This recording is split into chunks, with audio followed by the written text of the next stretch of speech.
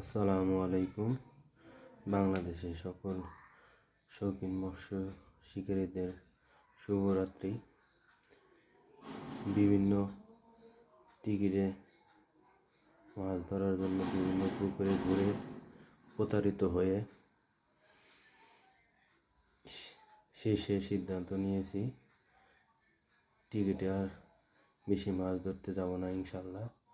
এর জন্য আগামীকাল যমুনায় নদীতে যাওয়ার জন্য নিয়ত করেছি এবং নদীতে যাওয়ার জন্য স্পেশাল একটা চার করার চেষ্টা করলাম।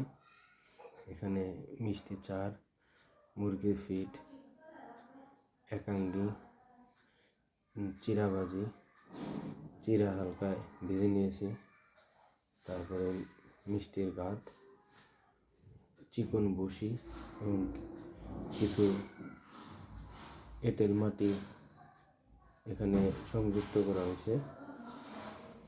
সকল মৎস্য শিকারী ভাইদের কাছে দোয়া আগামীকাল যেন ভালো কিছু ফলাফল পাই ইনশাল্লাহ।